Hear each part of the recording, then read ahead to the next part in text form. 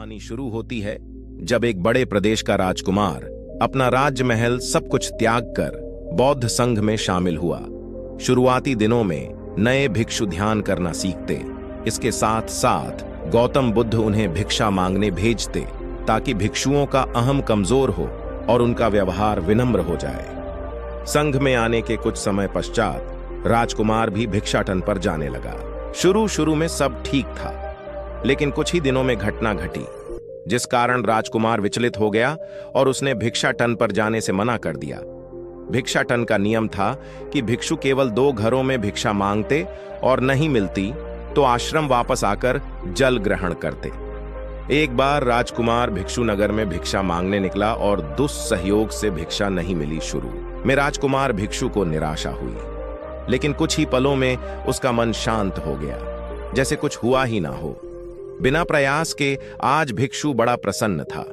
उसने लौटकर गौतम बुद्ध से कहा, आज मुझे भिक्षा प्राप्त नहीं हुई, लेकिन मेरा मन शांत है। न किसी विचार ने मुझे परेशान किया। गौतम बुद्ध भिक्षु की सारी भावनाएं समझ रहे थे। तथागत ने कहा, तुम कल महल की तरफ भिक्षा मांगने जाना।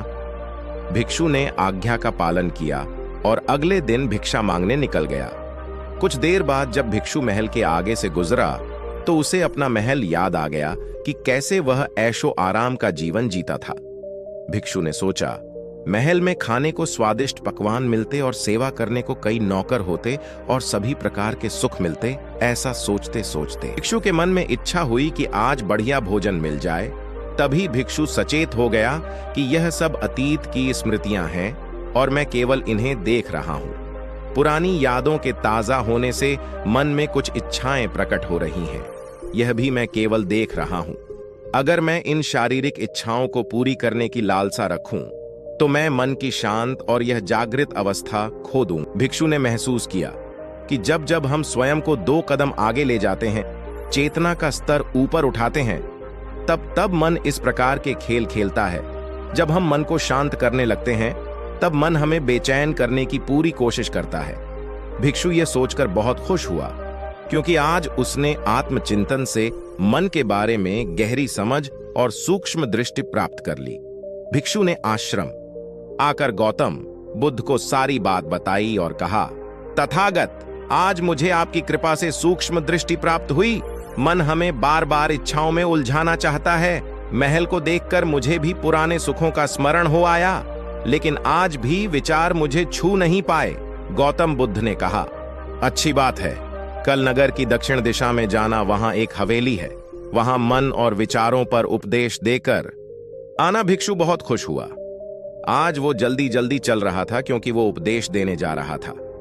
पर दोस्तों, इस बार की यात्रा भिक्षु पर भारी पड़ने वाली थी। कुछ ही देर में भिक्षु हवेली पहुंचा और भिक्षा के लिए आवाज लगाई। आवाज सुनकर एक सुंदर युवती बाहर आई। भिक्षु ने सोचा कि इस युवती की सुंदरता को देखकर मेरे मन में कोई विचार नहीं आना चाहिए, क्योंकि यहां आने का प्रयोजन तो इसको उपदेश देना है। युवती ने भिक्षु को प्रणाम किया और कहा, आइए पहले भोजन ग्रहण कीजिए। भिक्षु ने भोजन किया, फिर सोचा कि उपदेश देने से पहले थोड़ा आराम कर लेता तो अच्छा होता। भिक्षु यह सब सोच ही रहा था। इसी बीच युवती ने कहा, श्रीमान, आपने अभी अभी अन्न ग्रहण किया है, अब थोड़ा आराम कर लीजिए, फिर उपदेश शुरू करना। यह सुनते ही भिक्षु सतर्क हो गया। जो योजना वह मन में बना रहा था, यह महिला वह सब बिन बताए करती जा रही थी। भिक्षु ने सोचा, यह सब संयोग है, यहां लोग भोजन के बाद आराम करते होंगे। फिर भिक्षु आराम करने लेट गया और विचार करने लगा कि महिला कितनी समझदार है और इसकी सुंदरता बेजोड़ है। अगर मैं राजकुमार होता तो ऐसी ही स्त्री के साथ विवाह कर। ही कुछ विचार चल रहे थे, इतने में युवती फिर से आई और बोली, अगर आप राजकुमार होते तो मुझे उपदेश कैसे रखते? भिक्षु जी, आप तो मुझे उपदेश देने आए थे ना। युवती का इतना कहते ही भिक्षु को स्पष्ट हो गया कि युवती तो मन पढ़ सकती है।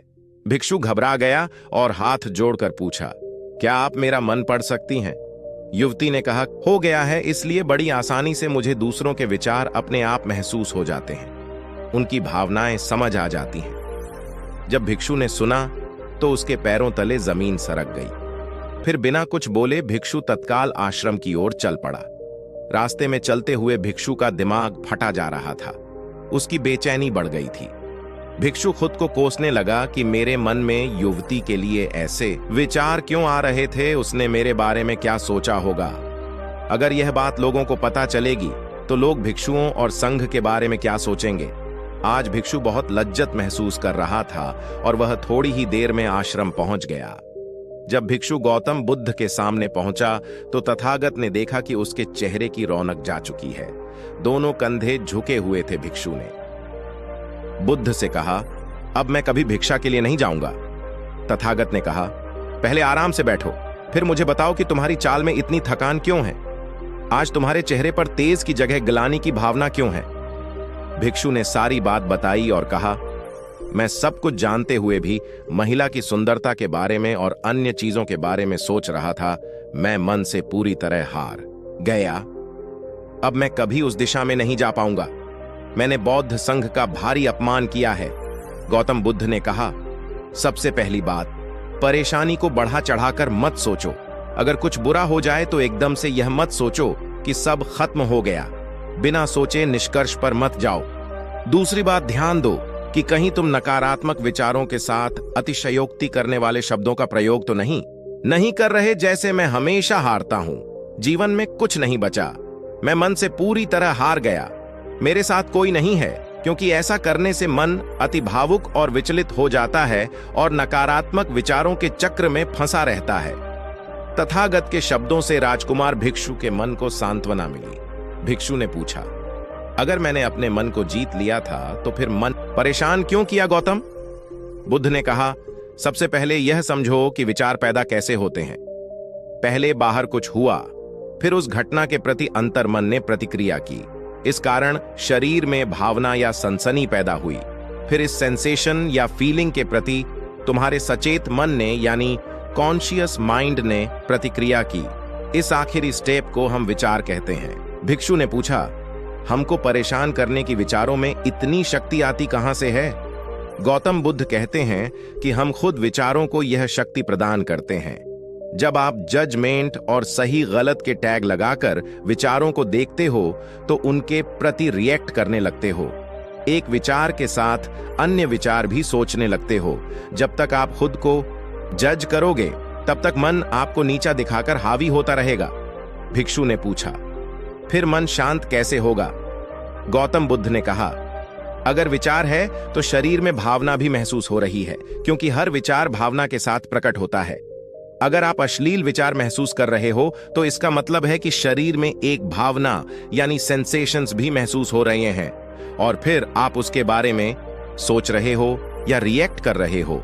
और इसी बात में मन को शांत करने का तरीका छपा है।